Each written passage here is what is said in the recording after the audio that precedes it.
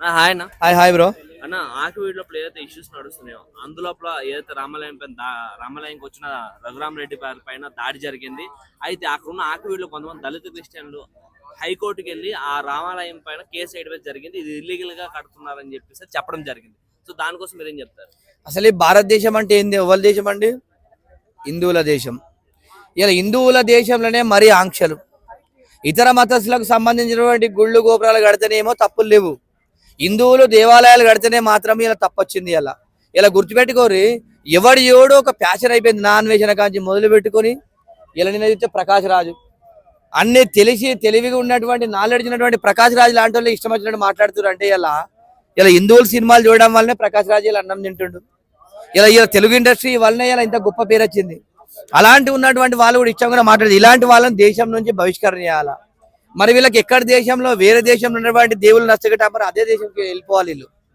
ఇలా ఇండియాలో ఉండి ఇలా భారతదేశం అంటే హిందూ దేశం, హిందూ దేవుళ్ళని నిడుచురంటే ఇలా ఎంత దుర్మార్గమైనటువంటి పరిస్థితి. ఇట్లాంటి వాళ్ళని ఎన్కౌంటర్ చేయాలి. అదే విధంగా ఇతర దేశాలలో చూసుకుంటే దేవుళ్ళని కానీ ఆ దేశంకు ఇబ్బంది కలిగేటువంటి భాష ఎవరు మాట్లాడే వాళ్ళని ఎన్కౌంటర్ చేసి చంపేస్తారు. భారతదేశంలో కూడా అదే విధంగా దేశానికి ఇబ్బందికరంగా చేసేటువంటి మాట్లాడే వాళ్ళందరూ కూడా చట్టం తీసుకురావాలి. అదేవిధంగా హిందూ దేవుళ్ళ పైన ఈ విధంగా చేసేటువంటి వాళ్ళని మూర్ఖుల్ని కూడా ఎన్కౌంటర్ చేయాలని చెప్పి తెలియజేస్తున్నా.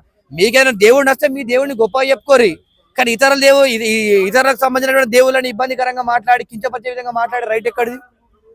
నీకు నచ్చిన దేవుడు ఉన్నాడు సరే, నీకు ఏ దేవుడు నచ్చా దేవుడిని గొప్పగా పిలుచుకో. అంటే ఈ విషయానికి రఘురామ్ రెడ్డి గారు ఏమన్నారంటే దానికి కౌంటర్ ఇచ్చారు.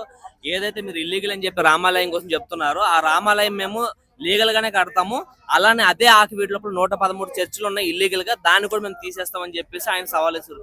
ఒక్కటండి, కొంతమంది దుర్మార్గులు చేయబట్టే దేశ డెవలప్మెంట్ దేశ అభివృద్ధిని కూడా ఇబ్బందికరం చేసే పరిస్థితులకు ఇట్లా మతాంతర గొడవలకు సృష్టిస్తారు. ఏదైనా కూడా గుర్తుపెట్టుకోండి, ప్రజలందరూ కూడా ఎప్పుడు కూడా ఇబ్బందికరంగా పడాలనే సంకల్పంతో ఈ విధంగా ఎవరైతే పాస్టర్లు ఉన్నారో పాస్టర్లు ఏ విధంగా చేయడం. ఇలా భారతదేశంలో ఏ హిందూ దేవాలయం కట్టా ఏ పర్మిషన్ తీసుకోవాల్సిన అవసరం లేదు. ఈ దేశం మనది, ఈ దేశం హిందువులది. హిందువుల దేశంలో ఎవరి దగ్గర పర్మిషన్ తీసుకోవాల్సి కట్టాల్సిన అవసరమే లేదు. ఇలా కావాలనుకుంటే ఇతర మతస్థులు కట్టుకుంటే మీరు పర్మిషన్ తీసుకోవాలి. కాబట్టి హిందువుల దేశంలో హిందువులు పర్మిషన్ తీసుకోవాల్సిన రైట్ ఎక్కడిది? అంటే కొంతమంది ఇల్లే చర్చిలుగా మార్చేస్తున్నారు, ఇష్టం వచ్చినట్టు ఎక్కడ పడితే అక్కడ చర్చిలు పెడుతున్నారు. దాని గురించి గవర్నమెంట్ చర్యలు తీసుకోదంటారు. ఒకటి గవర్నమెంట్ ఒకటి చెప్తున్నా, ఈ భారతదేశం అనేది సెక్యులర్ దేశం కాదు, హిందూ దేశం. ముస్లిం దేశాలకు పోయినప్పుడు వాళ్ళందరూ కూడా ముస్లిం దేశం అని చెప్తున్నప్పుడు మన హిందువులు ఉన్నటువంటి 80% హిందువులు ఉన్నటువంటి దేశం ఇది హిందూ దేశం ఎందుకు కాదు? ఇది సెక్యులర్ ఎందుకు అవుతుంది? ఇది సెక్యులర్ దేశం కాదు. భారతదేశం అంటేనే హిందూ దేశం అని చెప్పి తెలియజేస్తున్నా. ఎవరైనా కూడా హిందూ దేవుళ్ళ జోలికి వచ్చే వాళ్ళని ఎన్కౌంటర్ చేయాలి ప్రభుత్వం అని చెప్పి తెలియజేస్తున్నా. రఘురామ్ రెడ్డి ఈ రోజు చెప్పిన మాటలు ఏమున్నాయంటే, మాకు ఒక వర్గం నుంచి ఓట్లు రాకపోయినా సరే పర్లేదు, అయినా సరే ఆ రామాలయం కట్టే తీరుతామని చెప్పేసి ఆయన చెప్తున్నారు. అదే అంటున్నా అండి, హిందువులకు ఆంక్షలు ఏందండి? ఇది హిందూ దేశం.